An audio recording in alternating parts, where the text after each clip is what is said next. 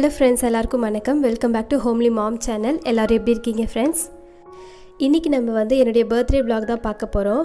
இது பார்த்திங்கன்னா மயிலம் கோயில் இருக்கு இல்லையா, இங்கே நம்ம ஊர் சைடில் மயிலம் கோயில் இருக்குது, முருகர் கோயில். அங்கே காலையில் நான், அஷத் அப்பா, அஷத் குட்டி எல்லோரும் 3 பேருமே கோயிலுக்கு போயிட்டு சாமி பார்த்துட்டு வந்தோம். அதுக்கப்புறமா வீட்டுக்கு மதியம் லஞ்செலாம் சாப்பிட்டு முடிச்சுட்டு மதியம் மறுபடியும் கிளம்பி பாண்டிக்கு போயிட்டோம். ஸோ அங்கெல்லாம் என்ன நடந்ததுன்னு உங்களுக்கு நான் காமிக்கிறேன். இப்போதைக்கு நாங்கள் அந்த மயிலம் கோயிலில் கொஞ்சம் கிளிப்ஸ் எடுத்து வச்சுருந்தேன், அதை மட்டும் உங்களோட இப்போ ஷேர் பண்ணிக்கிறேன். அப்புறம் நிறைய மங்கி இருந்துச்சு, மீன்லாம் பார்த்தோம். இந்த குளத்துலலாம் அஷத் குட்டி அந்த மீனெல்லாம் பார்த்தோன்னே ரொம்ப ஜாலியாகிடுச்சு. ஸோ அதெல்லாம் பார்த்து முடிச்சுட்டு அதுக்கப்புறம் நாங்கள் வீட்டுக்கு வந்துட்டோம். ஸோ சாமிலாம் அங்கே எடுக்க முடியல, ஏன்னா ஃபோன் அலோடு இல்லைன்னு சொல்லிட்டாங்க, அதனால் எடுக்கவும் முடியல. நெக்ஸ்ட் நம்ம எங்கெல்லாம் போகணுன்னு பார்க்குறதுக்கு முன்னாடி நான் முதல்ல கேக் ரெசிபியை காமிச்சிடுறேன். இது மோஸ்ட் ரெக்வஸ்டட் வீடியோன்னு சொல்லலாம். நம்மளோட சேனலில் ஒரே சிஸ்டர் ஒரு 4 மாதமாக கேக் ரெசிபி கேட்டுகிட்டே இருந்தாங்க, அவங்களுக்காக இந்த வீடியோ பார்த்திங்கன்னா நான் ஒரு 3 வாரத்துக்கு முன்னாடியே எடுத்து வச்சுருந்தேன். சரி பர்த்டே அன்னைக்கு போட்டால் பர்த்டே vlogல போடும்போது கொஞ்சம் ஸ்பெஷலாக இருக்கும் அப்படின்றதுனால தான் அந்த கேக் ரெசிபி இவ்வளோ நாள் போடாமல் வச்சுருந்தேன்.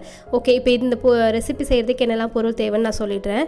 நான் இந்த கிளாஸ் அளவு தான் எல்லாமே மெஷர் பண்ணியிருக்கேன். உங்கள்கிட்ட கப்போ இல்லை எந்த இது எடுத்தாலும் அதே கப்பில் நீங்கள் எடுத்துக்கோங்க. நான் இப்போ இந்த கிளாஸ் எடுத்துருக்கிறதுனால நான் கிளாஸ் அளவில் தான் எல்லா பொருளையும் நான் சேர்த்துக்க போகிறேன்.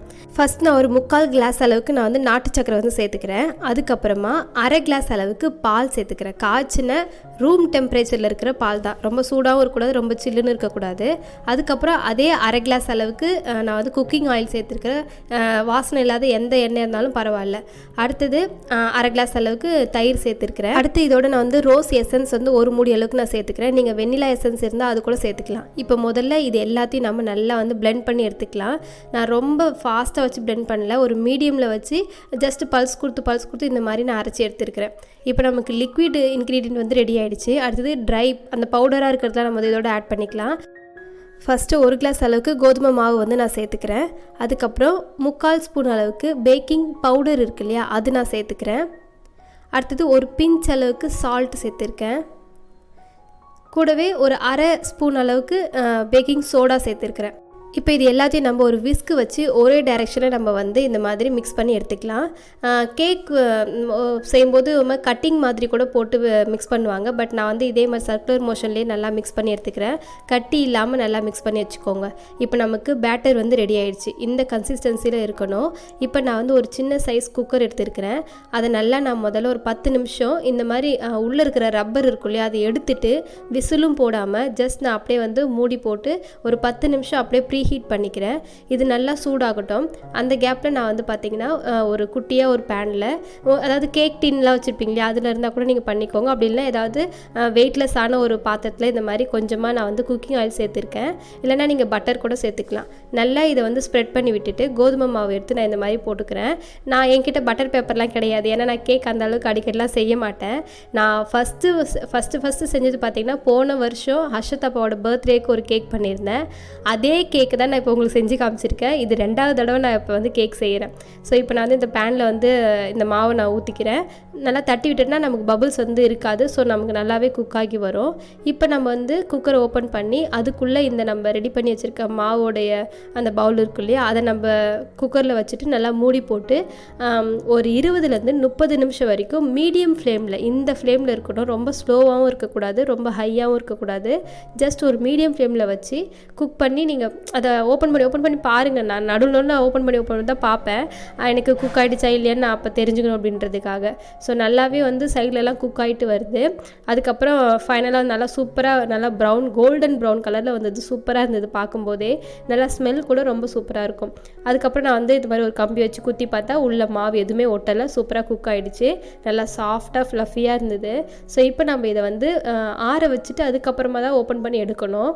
பார்ப்போம். இப்போ இதை எடுத்து வெளியே வச்சதுக்கப்புறமா நல்லா ஆற விட்டுடுங்க. அதுக்கப்புறமா ஒரு கத்தி வச்சு நல்லா இந்த கார்னரில் இந்த மாதிரி நீங்கள் எடுத்திங்கன்னா உங்களுக்கு கேக் வர்றதுக்கு ஈஸியாக இருக்கும். இல்லைனா அதிலே ஒட்டிக்கும். ஸோ ரொம்ப பொறுமையாக பண்ணுங்கள், ஒன்றும் அவசரமே கிடையாது.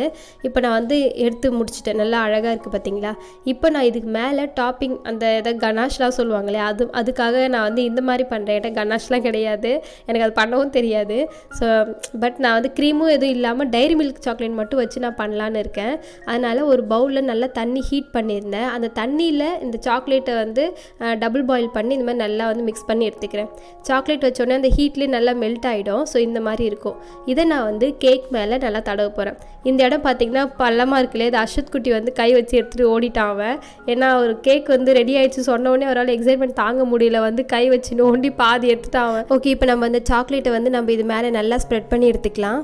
இப்போ நம்ம அழகாக வந்து கோட் பண்ணி முடிச்சிட்டோம். அதுக்கப்புறம் கொஞ்சம் டெக்கரேஷனுக்காக நான் என்ன பண்ணேன்னு பார்த்தீங்கன்னா, ஜெம்ஸ் முட்டாய் இருக்கு இல்லையா, அந்த இதை எடுத்துகிட்டு நான் கொஞ்சம் கொஞ்சமாக வந்து டெக்கரேட் பண்ணிக்கிறேன். கலர் கலராக இருக்கும் பார்க்குறதுக்கும் அப்படி சொல்லிட்டு. ஏன்னா இதுலேயும் சாக்லேட் தான் உள்ளே இருக்கும், அதனால் சாப்பிடும்போது நல்லாயிருக்கும் அப்படின்றதுனால நான் வந்து இதை வச்சு டெக்கரேட் பண்ணிக்கிறேன். கொஞ்சம் மட்டும் நான் வந்து சாக்லேட்டை இது மாதிரி வச்சுட்டு மீதி இருக்கிற சாக்லேட்டை நான் இதெல்லாம் என்ன பண்ண போகிறேன்னு பார்த்தீங்கன்னா நல்லா க்ரஷ் பண்ணி எடுத்துக்கிறேன். அதையும் நான் வந்து டாப்பிங்ஸ் மாதிரி நான் வந்து இது மாதிரி போட்டுக்கிறேன். ஸோ அவ்வளோதான் எனக்கு தெரிஞ்ச கேக் ரெசிபி, எனக்கு தெரிஞ்ச டெக்கரேஷன் அவ்வளோதான். உங்களுக்கு பிடிச்சிருக்குன்னு நினைக்கிறேன். ரொம்பவே சாஃப்டாக ஃப்ளஃபியாக இருந்தது, சாப்பிடும்போது இன்னும் டேஸ்ட்டாக இருந்தது. அந்த ரோஸ் எசன்ஸ் ஸ்மெல்லு அப்புறம் சாக்லேட் ஃப்ளேவரு எல்லாமே சேர்ந்து ரொம்ப பர்ஃபெக்டாக இருந்தது கேக் பார்க்கும்போதே. முக்கியமாக பார்த்தீங்கன்னா எனக்கு இந்த கேக் ரெசிப்பியை ஃப்ரிட்ஜில் வச்சு சாப்பிட ரொம்ப பிடிக்கும். நான் என்ன பண்ணிட்டேன்னு பார்த்தீங்கன்னா, கேக் செய்யும் போதே இந்த மாதிரி குட்டி பீஸாக கட் பண்ணி நான் அப்போவே ஒன்று சாப்பிட்டுட்டேன். அதுக்கப்புறம் நான் எடுத்து ஃப்ரிட்ஜில் வச்சுட்டேன். இது நெக்ஸ்ட் டே மார்னிங் நான் கட் பண்ணி காமிக்கிறேன் பாருங்கள். ரொம்ப சூப்பராக வந்து கட் ஆகும். அதே மாதிரி மேலே இருக்கிற சாக்லேட்லாம் பார்த்தீங்கன்னா நல்லா செட் ஆகிடுச்சு. நமக்கு கையில் தொட்டால் கூட வந்து கையிலாம் ஒட்டாது. பட் நைட்டு நம்ம வச்சோம் அப்போல்லாம் நம்ம தொட்டு பார்த்தா கையில் கொஞ்சம் ஒட்டும். இது ஃப்ரிட்ஜில் வச்சதுனால நல்லா செட் ஆகிடுச்சு. சாக்லேட்லாம் ரொம்ப பர்ஃபெக்டாக இருக்குது, நல்லா ஸ்பாஞ்சியாக இருக்கும். நீங்களும் ட்ரை பண்ணி பாருங்கள். கேக் ரெசிபி போடுங்க, கேக் ரெசிபி போடுங்கன்னு கேட்ட சிஸ்டருக்கு வந்து இப்போ ஓரளவுக்கு சாட்டிஸ்ஃபைடாக இருப்பாங்கன்னு நினைக்கிறேன். ஸோ அதை பற்றி நீங்கள் என்ன நினைக்கிறேன்னு கமெண்ட்டில் சொல்லுங்கள். அடுத்தது பார்த்திங்கன்னா மணக்குள விநாயகர் கோயிலுக்கு நாங்கள் போயிருந்தோம். அதாவது லஞ்செலாம் சாப்பிட்டு முடிச்சுட்டு நாங்கள் வந்து கோயிலுக்கு போயிருந்தோம், பாண்டி போயிட்டோம்.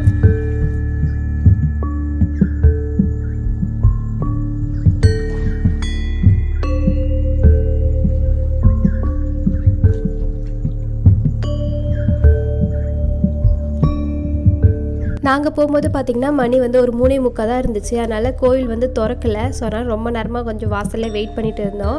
கூட்டம் வந்து அந்த அளவுக்கும் இல்லை, கொஞ்சம் திட்டமாக தான் இருந்தாங்க. அப்புறம் ஒரு சூப்பரான ஒரு தருணம் வந்து நான் வந்து உங்களுக்கு காமிக்கிறேன், என்ன நடந்துச்சு சொல்லிட்டு கோவிலில். நான் இதுக்கு முன்னாடி வந்து கோவிலில் வந்து வாசலில் தான் யானை நின்று பார்த்துட்ருக்கேன். ஆனால் இன்றைக்கி நான் அதாவது பர்த்டே அன்றைக்கி பார்த்திங்கன்னா யானை கோவில் உள்ள வந்து சாமி வந்து வழிபட்டுட்டு போச்சு. அதை நான் பார்த்ததில் ரொம்பவே சந்தோஷமாக இருந்தது. அதையும் நான் வந்து கிளிப்ஸ் எடுத்து வச்சுருக்கேன், உங்களோட நான் காமிக்கிறேன். இப்போ வந்து கோவில் நடை வந்து திறந்துட்டாங்க. அதனால் நாங்கள் எல்லோரும் வந்து உள்ளே போயிட்டு சாமி கும்பிட போகிறோம். சாமி கும்பிடும்போது வீடியோ எடுக்க முடியல என்னால். ஏன்னா சரி சாமி பார்க்கணும், முதல்ல பர்த்டே அதுக்கு நம்ம வந்து கோவில் வந்திருக்கோம், அதனால் சாமி பார்த்துட்டு போகலாம், அதுக்கப்புறமா வீடியோ எடுக்கிறதா தான் எடுத்துக்கலாம்னு சொல்லிட்டு நான் பிள்ளையார் மட்டும் எடுக்கவே இல்லை. அதனால் சாரி, யாரும் தப்பாக எடுத்துக்காதீங்க. மற்றபடி கோவிலில் அவங்களுக்கு சுற்றி காமிச்சிருக்கேன் பாருங்கள்.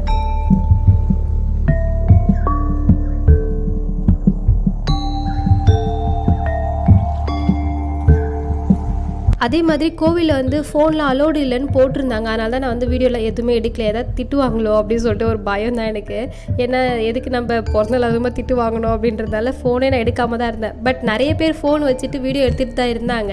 அதை பார்த்து தான் நானே சரி பரவாயில்லைங்க நம்மளும் வீடியோ எடுக்கலாம் சொல்லிட்டு சாமி கும்பிட்டு முடிச்சதுக்கு அப்புறமா நான் வந்து வீடியோ எடுத்துகிட்டு இருந்தேன் கோவிலை.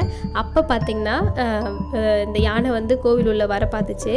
அப்போ அர்ஷத்தப்பாட்ட கொடுத்து நான் வந்து கேமரா வந்து எடுக்க சொல்லியிருந்தேன். ஸோ அவர் தான் வந்து இது வீடியோ எல்லாமே வந்து கேப்சர் பண்ணியிருந்தார். யானை ஃபுல்லாக அவர் தான் கவர் பண்ணார். இவ்வளோ அழகாக வருது, நீங்களே பாருங்கள்.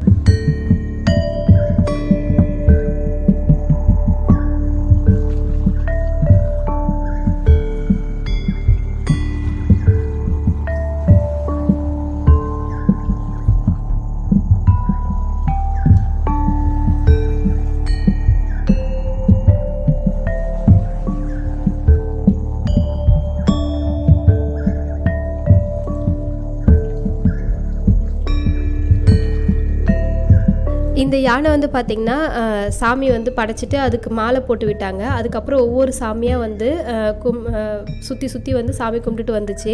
அதையும் நாங்கள் பார்த்து வீடியோ எடுத்து வச்சுருந்தோம். அப்புறம் சாமிலாம் கும்பிட்டு பிடிச்சதுக்கப்புறமா அது அப்படியே வந்து வாசல் போயிட்டு அங்கே ஒரு இடம் இருக்கும், மண்ணெலாம் கொட்டி ஒரு மாதிரி யானைக்குன்னே தனியாக ஒரு இடம் கட்டி வச்சுருக்காங்க வாசலில். அந்த இடத்துல போய் நின்றுச்சு. அப்புறம் எல்லாருமே வந்து பழம் பூன்ற பழம் என்னென்ன அவங்க கையில் சாப்பிட்றது கிடைக்குதோ அதெல்லாம் எடுத்து வந்து யானைக்கிட்ட கொடுத்தாங்க. அது அழகாக வந்து சாப்பிட்டுட்டு ஆசீர்வாதம் பண்ணுச்சு.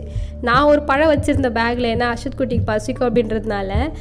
என்ன பழம் பார்த்திங்கன்னா மாதுளம்பழம் வச்சுருந்தேன். அது வந்து அஷத்தப்பாட்டை கொடுங்க அப்படி சொன்னேன். மாதுளம்பழம்லாம் சாப்பிட்டா அதால் சாப்பிட முடியாது, வாழைப்பழம் வச்சுருந்தா கொடு அப்படி சொல்லிட்டார். என்கிட்ட வாழைப்பழமே இல்லை, என் மாதுளம்பழம் கொடுங்க அப்படின்னா அவருக்கு பயம், அதனால தான் அவர் போக மாட்டேங்கிறாரு. நல்லா தெரிஞ்சிடுச்சு, அதனால தான் சரி பரவாயில்லன்னு நானும் விட்டுட்டேன். சரி எதுக்கு நம்ம கம்பல் பண்ணி அனுப்பணும் அப்படின்றதுனால நான் வந்து பழத்தை எதுவும் கொடுக்கல, அப்படியே சாமி கும்பிட்டுட்டு அப்புறம் வந்துட்டோம்.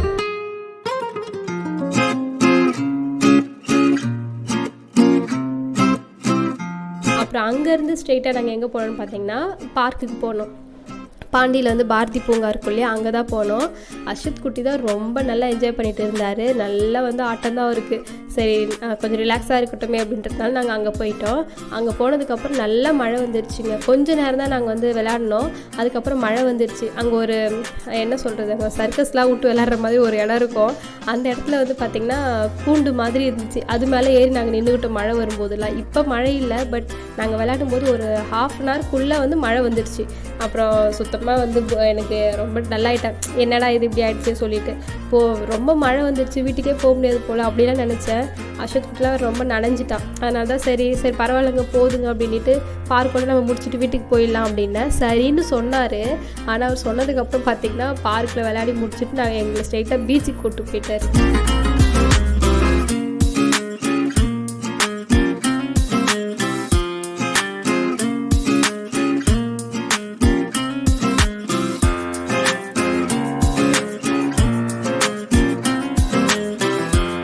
அஷத்துக்கு இந்த இடத்த விட்டு வர மனசே இல்லை. எங்களுக்குமே அப்படி தான் இருந்துச்சு. ஏன்னா கொஞ்சம் ஜாலியாக நிறைய பசங்களோட ரொம்ப நாள் கழிச்சு ஒரு அவுட்டிங், அதுவும் இந்த மாதிரி ஜாலியாக விளையாடும்போது. இதெல்லாம் நாங்கள் லாஸ்ட் டைம் வரும்போது இந்த மாதிரி இதெல்லாம் வச்சிடல, விளையாடுறதுக்கு எதுவுமே இந்த மாதிரி இல்லை. வெறும் ஊஞ்சல், அப்புறம் இந்த சீசா அந்த மாதிரி தான் இருந்துச்சு. ஸோ இதெல்லாம் புதுசாக பார்க்கும்போது அஷத் குட்டிக்கு ரொம்ப ஜாலியாகிடுச்சு. நல்லா ஜாலியாக ஓடி ஆடி விளையாடிட்டு இருந்தான். அவன் கூட நாங்களும் நல்லா கொஞ்சம் வந்து அவனுக்கு சப்போர்ட்டிவாக விளையாடிட்டு தான் இருந்தோம். அப்புறம் லாஸ்ட் வீடியோ வந்து பார்த்திங்கன்னா நான் ஹேர் கேர் வீடியோ போட்டிருந்தேன் இல்லையா, அதிலே வந்து என்னுடைய வாய்ஸ் பார்த்து நிறைய பேர் கேட்டிருந்தாங்க, என்ன உங்களுக்கு சளி பிடிச்சிருக்கா கோல்டா அப்படின்னு. அதான் இந்த பார்க்கில் போயிட்டு நனைஞ்சி போனதுனால எங்கள் 3 பேருக்குமே வந்து நல்லா கோல்ட் ஆகிடுச்சு. முக்கியமாக எனக்கும் அஷத் குட்டிக்கும் தான் நல்லா சளி பிடிச்சிருக்கு. எனக்கு வாய்ஸ் கூட இப்போ கூட இன்னும் வந்து அந்த அளவுக்கு சரியாகலை, பட்டு ரொம்ப தும்பிகிட்டே இருந்தேன். இப்போ அந்த தும்பல்லாம் எதுவும் இல்லை, நான் கொஞ்சம் வாய்ஸ் மட்டும் கொஞ்சம் கரகரப்பாக இருக்குது. மற்றபடி இப்போ ஓரளவுக்கு நார்மல் ஆகிட்டு வரேன். அஷத் குட்டி சூப்பராக நார்மல் ஆகிட்டார். அம்மா வந்து கஷாயெல்லாம் வச்சு கொடுத்தாங்க, அதனால் அவர் வந்து இப்போ பர்ஃபெக்ட் ஆகிட்டார். ஒரு 2 நாள் வந்து ரொம்ப டல்லாக சளி பிடிச்சி தும்பிட்டு அந்த மாதிரி இருந்தால். இருமல்லாம் எதுவும் கிடையாது, ஜஸ்ட் அந்த தலைவலி அப்புறம் வந்து தும்பல் மட்டும்தான் இருந்துச்சு அதிகமாக. அப்புறம் நாங்கள் விளையாடும் போதே பார்த்தீங்கன்னா மழை வந்துடுச்சு. அதை நான் வந்து வீடியோ எடுக்க முடியல என்னால், ஏன்னா ரொம்ப நனைஞ்சிட்டேன். ஃபோனில் எதாவது நனைஞ்சிருமோ அப்படின்றதுனால நான் ஃபோனை எடுத்து பேக்கில் வச்சுட்டேன். அப்புறம் அஷத் குட்டிக்கு ட்ரெஸ் எல்லாம் மாற்றிட்டேன், ஏன்னா ட்ரெஸ்ஸு ஃபுல்லாக நனைஞ்சி போச்சு. பீச்சுக்கு போகும்போது நீங்களே பார்க்கலாம், அஷத்தா போட ட்ரெஸ்லாம் நல்லா நனைஞ்சிருக்கும். ஸோ நானுமே நனைஞ்சிட்டேன். அதுக்கப்புறம் விளையாடிட்டு பீச் போயிட்டோம். ஸோ அங்கே போய்ட்டு உங்களுக்கு கவர் பண்ணதெல்லாம் உங்களுக்கு நான் வந்து ஷேர் பண்ணுறேன்.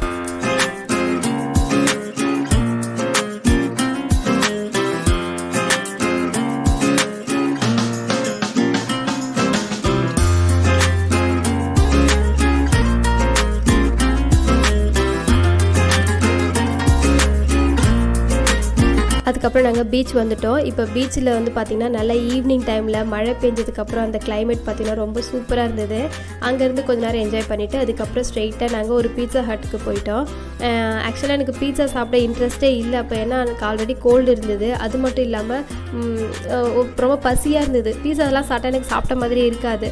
ஸோ அதனால் நான் என்ன பண்ணிட்டேன்னா, எனக்கு வேணாம் சொன்னால் கேட்கவே இல்லை. அவர் ஒரு பீஸா ஆர்டர் பண்ணிட்டார்.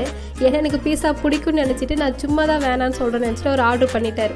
எனக்கு ஆனால் ஆக்சுவலாக நிஜமாகவே பீஸா எனக்கு சாப்பிட்றதுக்கு இன்ட்ரெஸ்ட் இல்லை. ஜஸ்ட் ஏதாவது ஒரு சிக்கன் ரைஸாவது வாங்கி கொடுத்தா ஒரு ஃபீலிங்காவது இருந்திருக்கும். சரி விருப்பமே இல்லாமல் சாப்பிட்டுட்டு அப்புறம் வந்துட்டோம். ஸோ இப்படி தான் போச்சு அன்றைக்கி டே. உங்களுக்கு இந்த vlog பிடிச்சிருக்குன்னு நினைக்கிறேன். பிடிச்சிருந்தா லைக் பண்ணுங்கள். உங்களை இன்னொரு வீடியோவில் பார்க்குறேன். அது வரைக்கும் பாய். ஏன்பா என்ன வேணும் சொல்லு, என்னன்னு சொல்லு. அப்படியா, காப்பி வரேன்.